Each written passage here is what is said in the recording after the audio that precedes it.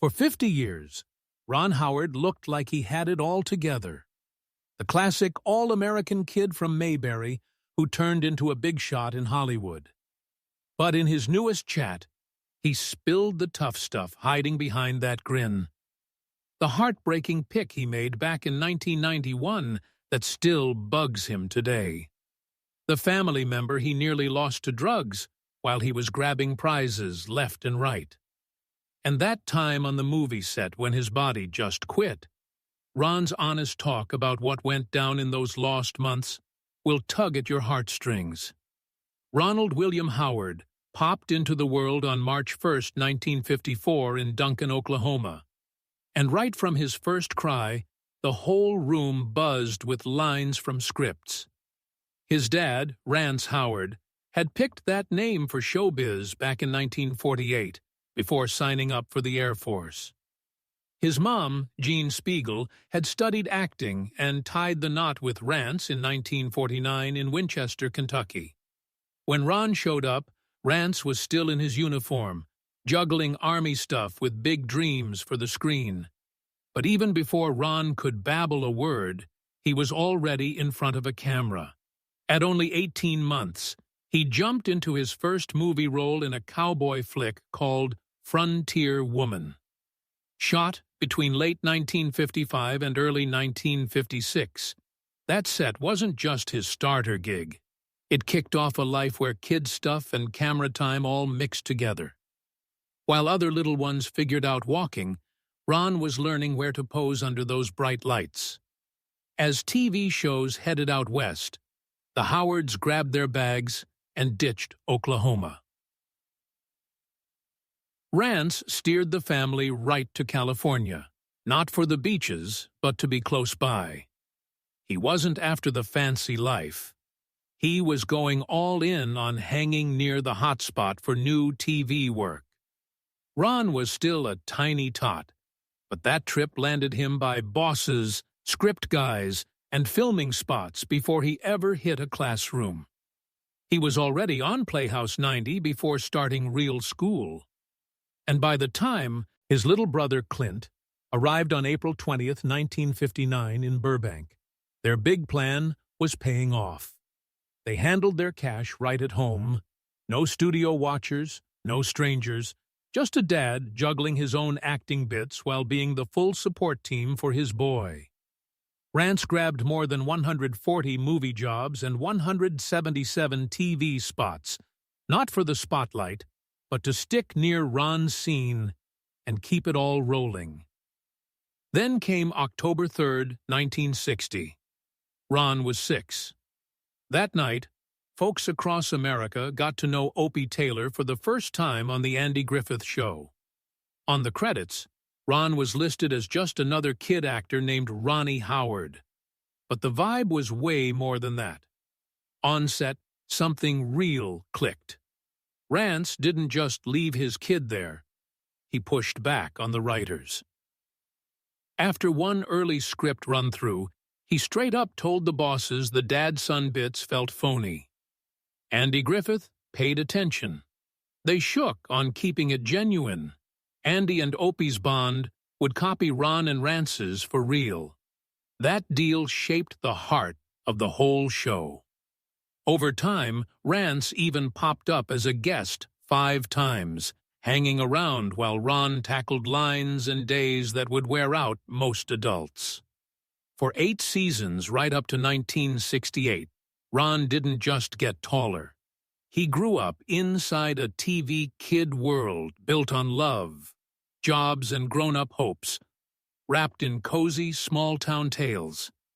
Their place in Burbank wasn't any celeb mansion. Ron hit Robert Louis Stevenson Elementary, then David Starr Jordan Junior High, and later John Burroughs High School. The family chowed down on meatloaf and fish sticks and pinched pennies like show folks who knew gigs could vanish overnight. Scripts stacked up by the dinner plates, but Rance and Jean stuck to their guns. No outside helpers, no wild stage mom drama. Ron jumped into Park League sports when he wasn't cramming lines. Clint slid into the biz, too, quietly racking up over 200 acting spots. They were bros, but also work buddies, figuring out young what it was like to clock in with lenses watching. Ron's style on the job didn't come from some kid star gut feel. It came from practice. Rance showed him how to really hear, how to wait a beat, how to reply like a regular person, not some show-off. When Ron snagged the Opie part, it was 'cause he didn't ham it up like other child stars. He just did it natural. Boss Sheldon Leonard spotted it quick. He said Ron skipped the cutesy stuff. He just laid out the real deal. That's what Rance hammered home. Stay true, skip the cute. Even at 6, it paid off. Ron's early checks were just a couple $100 an episode, but they rose as the show blew up. He was still dropping baby teeth when fans in Burbank mobbed him for signatures. But while his mug lit up screens, his real kid days were fading fast. One of the killer scenes hit in 1963, Season 4, Episode 1, Opie, the Birdman. 9-year-old Ron shot a bit where Opie cares for baby birds he orphaned after knocking off their mom by mistake. No fancy effects. He just stood there, breathing easy, eyes blinking, letting true feelings take over. Director Bob Sweeney hardly needed second tries. Andy Griffith dubbed it pro-level timing. Ron pulled a trick called substitution. If the part needed sad vibes, he'd picture something that really stung. Then he'd shake it off once the take wrapped. That wasn't plain gift. It was skill most kids don't touch. But even with all the warmth on set, Ron felt kinda solo. He dubbed those days a shiny lockup. Cozy, but closed off. On location, he had a mini classroom by Stage 40 at Desilu. California rules said 3 hours of lessons, 8 hours total a day. A kid watcher hung close, but Ron skipped real playmates. He did sums while crew guys moved big carts. At breaks, he ate with his dad or the props dude. Andy strummed guitar. Don Knotts cracked silly jokes. They worked to keep it every day. But Ron pined for pickup ball games and cruising bikes around the block. He never griped, but it got to him. In 1962, the Music Man Hill ed on fresh stress. He was 8 and landed the part of Winthrop Peru in a huge musical flick. He couldn't carry a tune. He tripped over his own feet. Music boss Ray Heindorf clocked hours drilling him on the tune Gary, Indiana. Ron freaked in the soft shoe dance bit and hissed to Shirley Jones, "I can't pull it off, Shirley. I can't." She talked him down. The team filmed him waist up and dubbed the taps after, but it landed. His bashful, nice guy turn helped turn the movie into a 1962 smash. What nobody caught was the grind he put in off-camera. Between shots, Ron didn't just nail his words. He learned Shirley Jones's too.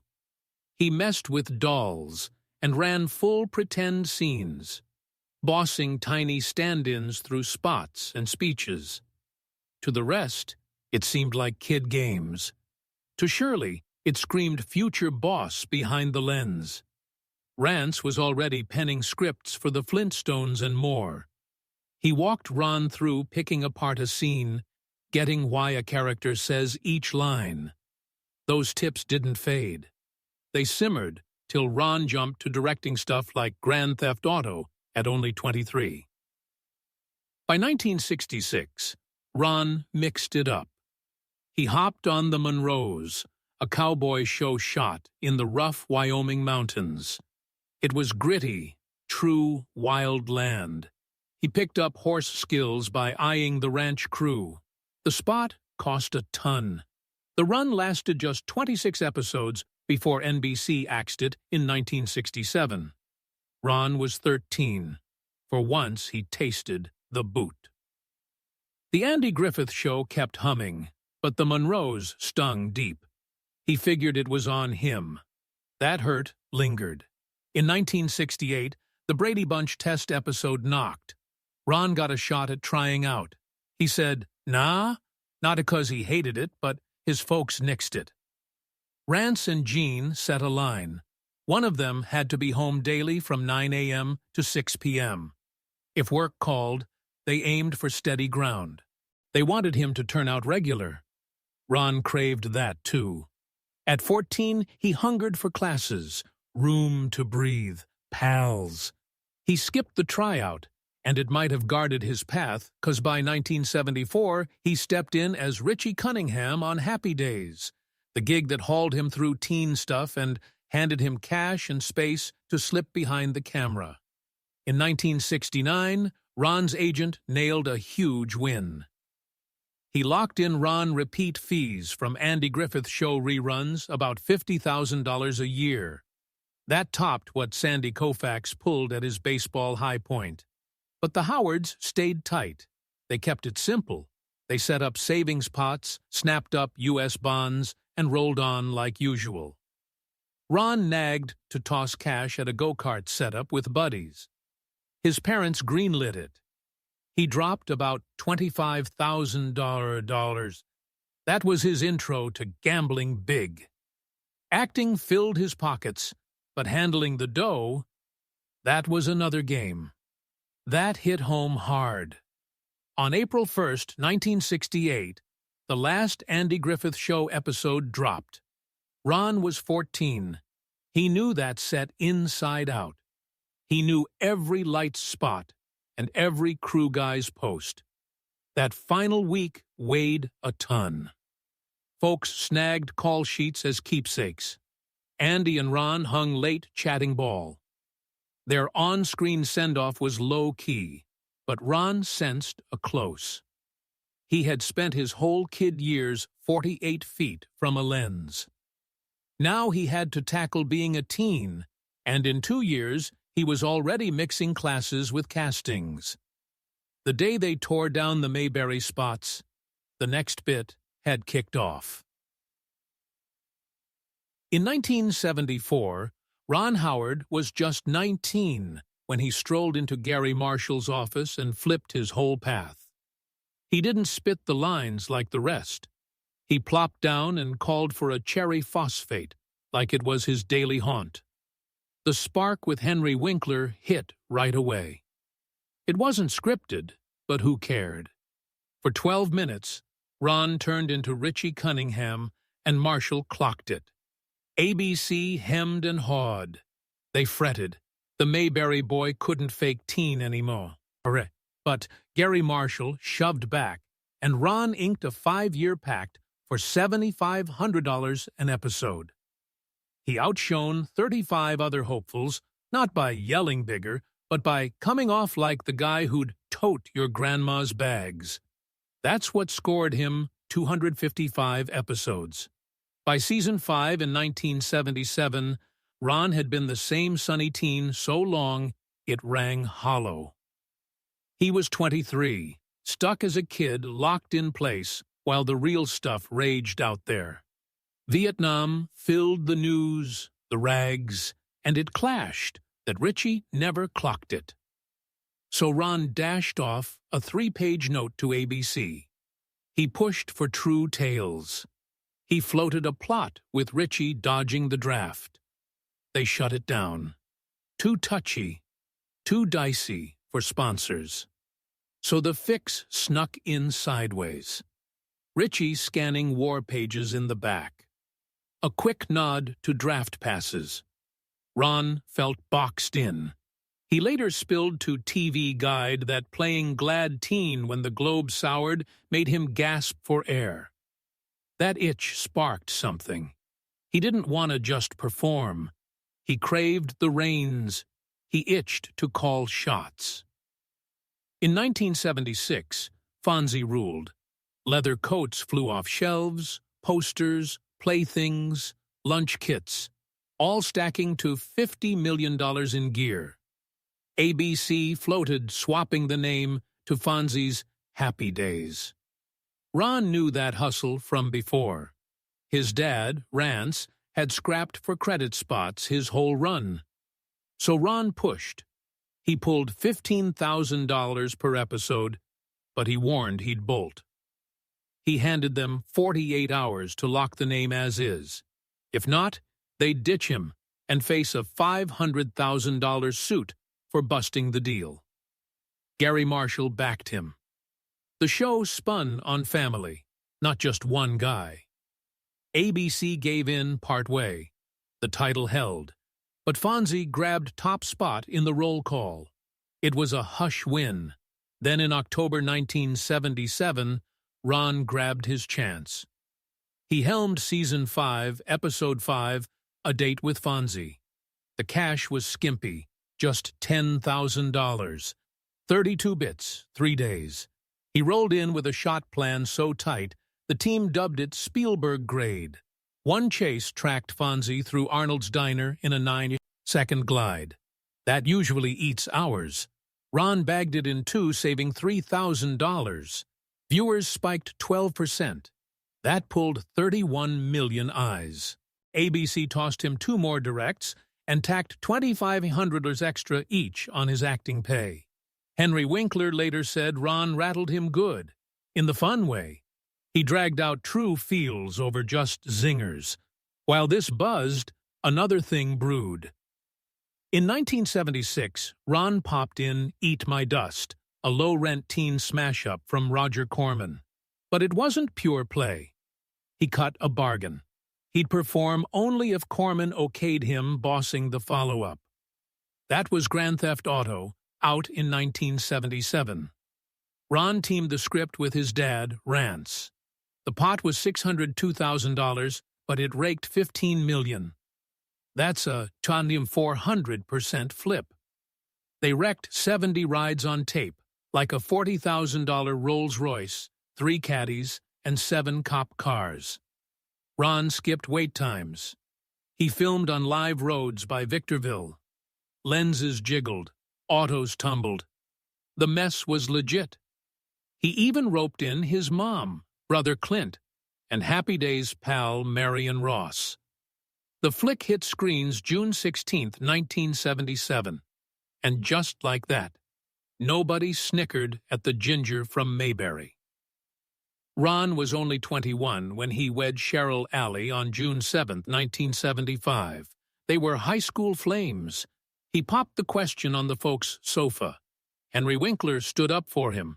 Andy Griffith and Tom Bosley showed too. When Cheryl hit labor with Kid 1, Ron was mid-shoot. He ditched it all and raced to the ward. Years on, he laid it plain. Cheryl was the true tale. She always was. While he shot, scribbled, and bossed, she glued it steady. In 1982, Ron jumped with Night Shift, a gritty laugher in a dead house. The plot went nuts. 2 dudes running hooker ops from a New York morgue. It had Henry Winkler and kicked off Michael Keaton big time. The stack was $8 million. It pulled $21 million. Keaton taped brainstorms, boogied with a Walkman, hollered, "Is this a great country or what?" Trial crowds thought it too raw. The ratings board sweated, but it clicked. Winkler snagged a Golden Globe nod. Keaton burst out. The pick was gutsy and showed Roe and could crank studio flicks that skipped safe. Then, splash, hit. In 1984, Ron bossed Tom Hanks and Daryl Hannah in A Romance of a Guy and a Sea Lady. It was Disney's kickoff touchstone drop. Cash between $8 million and $11 million. Take, $69.8 million. The tail weighed 35 pounds and glued on forever. Daryl Hannah swam all water bits solo. No body double. She outdid the pros. Ron and maker Brian Grazer gawked. Up top, the end was downer. Madison heads seaward. Allen sticks dirt side. But at sneak peeks, every gal in there loathed it, so they flipped. Allen plunges after. Love pulls through. The press dug it. It hit 91% on Rotten Tomatoes. It grabbed an Oscar nod. Tom Hanks blew up. And for Ron, it's sealed. He wasn't just solid. He could pack theaters. After Splash, Ron and Brian Grazer teamed Imagine Entertainment in November 1985. It kicked off no joke. They blended shops and floated Imagine stock next year. TriStar Pictures locked a pact. Showtime and the Movie Channel too. Their early drops were TV picks, big screen stuff, and later series like Sports Night. Their Century City digs got a $4.5 million spruce in 1998. Folks muttered on the outlay, but the tallies yelled louder. Over 43 Oscar bids and 198 Emmys over years. Imagine Picks would haul more than $15 billion globe-wide. In 1995, Apollo 13 shook it up again. Ron bossed it on a $52 million stack. They scored real NASA control boards, some for $1 from Gov leftovers. They taped 612 no-grav bits on the puke plane, each 23 seconds. That meant 10 days of loop dives. The blast with Ed Harris took 12 runs. It ran $340,000. One trial scorched Harris's brows. Ron nixed fakes, switch flips, radio buzz, every flash. It had to match. The flick hauled $355 million worldwide. It grabbed 9 Academy nods and 2 wins, but the road near wrecked him. Ron logged 18-hour hauls for 90 days straight. He crashed NASA meet, eyed every clip, ran night drills. On day 90, he dropped. Dry out, high blood. The set hushed. She'd guessed on Happy Days. She got the grind, but guarded their nest. They raised 4. Bryce Dallas, twins Jocelyn and Paige, and Reed, while Ron juggled lots and shops. When Bryce dropped March 1981, Ron did a thing he kicked himself for later.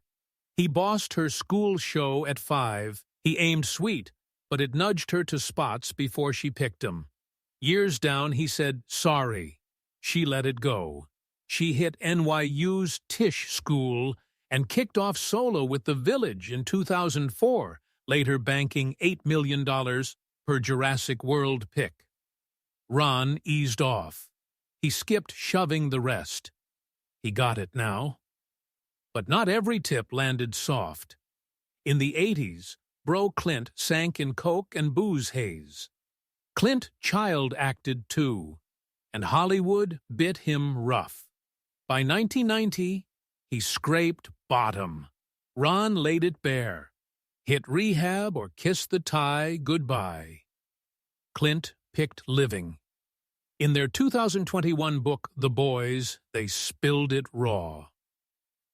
Ron owned the blame. His climb left Clint in dust. In 1991, Jocelyn arrived. Just a year later, Ron jetted 6 months to shoot Far and Away in Ireland. Longest he'd ghosted Nancy, Bryce, the new babe. Homecoming, Jocelyn shifted. Bryce scarce knew him. Nancy solo-parented. The hit jarred. He vowed no more far-off long hauls. He held mostly, but 2005 broke it. Cinderella Man dragged Rideau's. He missed chunks of Bryce's run. In 2025, at their 50th bash, Ron gifted a bench to John Burroughs High where they sparked. He dropped a soft admit. He still kicked for the blanks. Nancy got it. The no-job-eats rule hung, but she wished he'd clocked the tab sooner. In 2020, he bossed Hillbilly Elegy. Netflix shelled $45 million. Press shredded it. He caught a Razzie bid for Lame Director, but Glenn Close still nabbed Oscar, SAG, and Golden Globe shouts.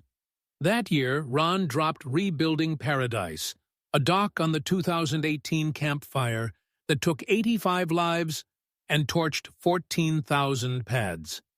His in-law crashed in paradise. The clips, the yarns, it cracked him. He dubbed it his roughest haul. He shot over a year. He faced it square. Then Eden. In 2025, Ron switched lanes. A survived chiller in the 1930s Galapagos spots. He'd caught the yarn 15 years back on break.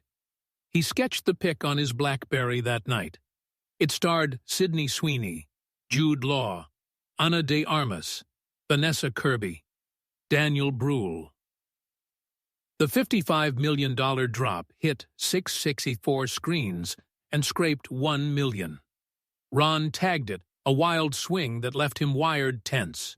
He'd near quit already. In 2018, Solo, a Star Wars story, crumbled round him. He'd stepped mid-run after First Bosses got canned. He redid 70%. It still flopped. In 2025, he aired public that Solo near killed his boss gig, but Bryce yanked him up. He bounced with Apple TV Plus stuff. He rolled on. By 2025, Ron hit 50 wed years. He'd co-helmed Imagine Entertainment 40 years with Brian Grazer. The shop cranked over 50 picks, 47 Oscar bids, and 289 Emmy shouts. His worth topped $200 million. He nodded his dad for the humble drill. He now guides young bosses. He still spins yarns. He still holds the bench at Burroughs High, the skipped dinner chair, the babe who blanked him. He holds it all.